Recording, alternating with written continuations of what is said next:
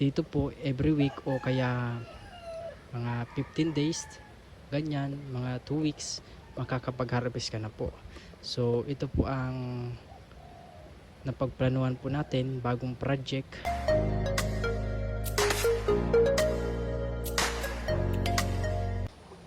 Mapagpalang araw po mga kabakyard, welcome sa isa na namang episode ng Backyard Farming. So ito na po mga kabakyard ang update sa ating palayan. Dito po ang itatanim po natin. Ayan, may na time na po ako na gabi. Ayan o. So napag-isipan po namin na ang itanim po dito hindi na palay, gawa ng mahina po yung palay na na-harvest natin nung nakaraang anihan. So ito po, dito po sa gabing ito, di po tayo magme-maintenance ng malaki.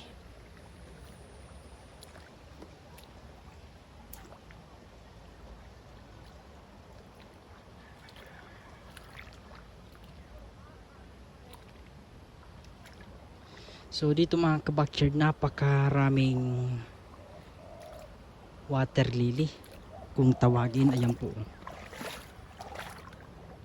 Ayan. So dito napakarami, kaya ngayon po pinapaawas ko muna yung water lily.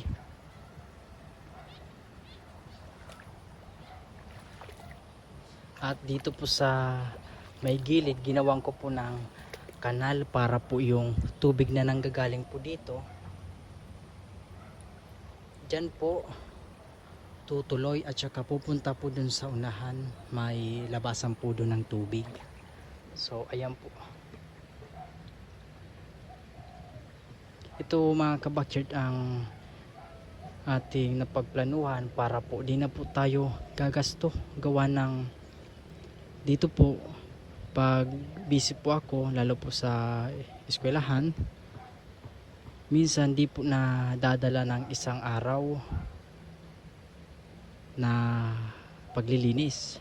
So kaya ang ginagawa po namin, kumukuha po kami ng magtatrabaho para po linisin ito ng tamnan po ng palay. Ito po ang update sa ating bagong project. Ang ating project po ay pagtatanim po ng gabi. Dahil sa gabi po, kahit po di po natin yan bigyan ng abono, yan po is lalaki at lalaki. Gawa ng maganda po dito ang lupa. Ang lupa po dito, ayan, may mga nabubulok po na mga damo at saka malambot po ang lupa. Yung malalim mga kabakyard, pag naapa ka, bumabaon po ang paa. So ayan o.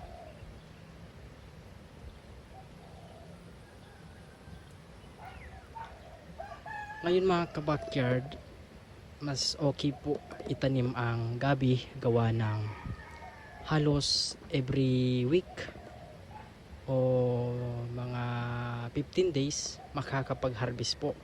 So sa pamamaraang po yun, ang pera po is madaling pumapasok. Dahil kung palay po, antay po tayo ng 3 months bago po tayo makapag-harvest. Dito po every week o kaya mga 15 days, ganyan, mga 2 weeks, makakapag-harvest ka na po. So ito po ang napagplanuhan po natin, bagong project, para po di na po tayo maggagasto ng malaki.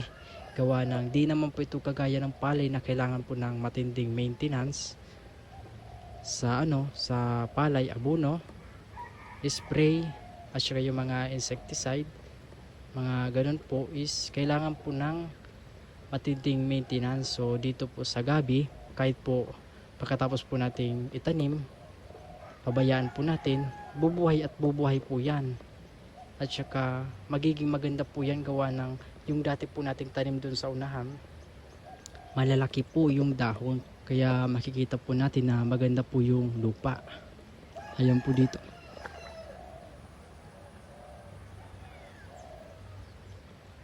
So ito mga kabakyard, ang maganda dito, lalo na po kung may kung nalulugi na po kayo sa palay, so dito po maganda po itong negosyo, lalo na po kung doon po kayo sa mga probinsya na mabenta po yung gabi.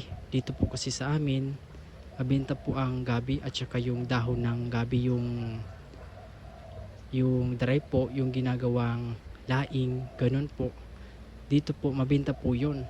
So may mga ibang probinsya na di po mabenta ang gabi, kaya iba po ang tinatanim nila.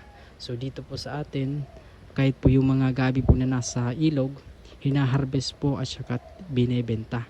So sa pamamarang po yun, meron na po tayong source of income. So dito po sa amin, every Sunday is may mga nagbebenta po ng gabi. So mabenta po kasi dito ang gabi, kaya napagpasyan po namin na ang itanim po namin dito is gabi.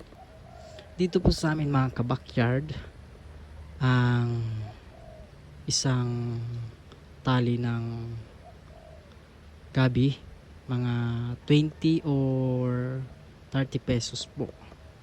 So sa pamamarang po yun, maganda po ang bentahan, lalo na po kung per tumpok po ang ititinda po ninyo. So kung dry naman po, dito po sa amin, sa pagkakaalam ko po, ang dry po na gabi is 200 to 400 po per kilo. Ganda po ang bentahan. Ang problema po is maliit po ang ating pagtatamnan ng gabi. So pwede na po yung tiyaga-tiyagaan para po meron po tayong additional source of income. Ito mga kabakyard yung itatanim po natin, no. Ito pong gabing ito, kung tawagin po dito sa amin is duguan. Gawa ng pag pinutol po kasi ito, may lumalabas po na parang dugo. Yun po is yung ano po niya, yung parang pulot po niya. Ayan. Gagamit po tayo ng itak. Ayan, tapak, para po maibaon po natin itong gabi.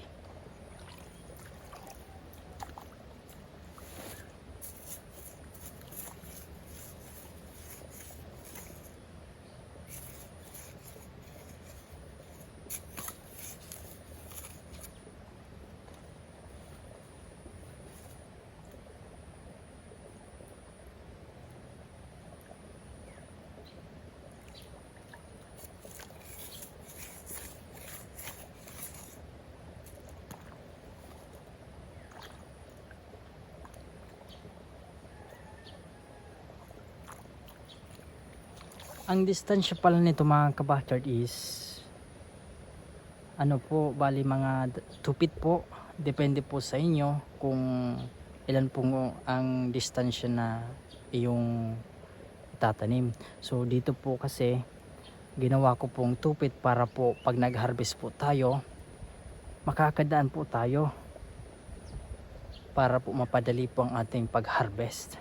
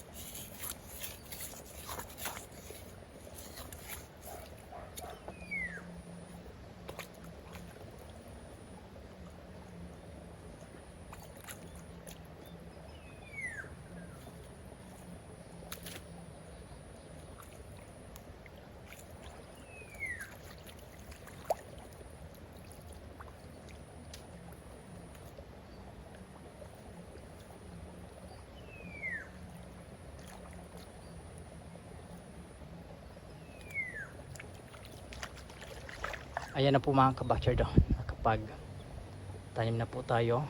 Bali nakaapat na po tayong linya. Ayan,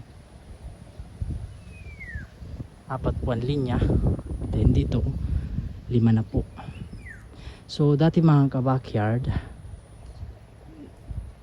yung dating tanim po natin doon, nakakapagbenta po tayo ng 50 po ang bulto. Yung bulto po yon is malaki-laki po yon. Yun po is si tita po ang ang bumibili at ginagawa pong ulam para po itinda. So ganoon pong pamamaraan, maganda po ang bentahan, gawa ng kahit po every week makakapag-harvest ka po. Madali po kasi itong magtalbos, kaya tuloy-tuloy po ang kanyang pag-produce po ng dahon. Ganito po mga kabackyard ang pagpe-prepare po sa pagtatanim po ng gabi. Una po, aalisin po natin itong mga, ayan, ito pong nabubulok na pong parte ng gabi, at saka pag meron na po yung laman, hahatiin po natin dito para po ito pwede po nating lutuin. Ganito po.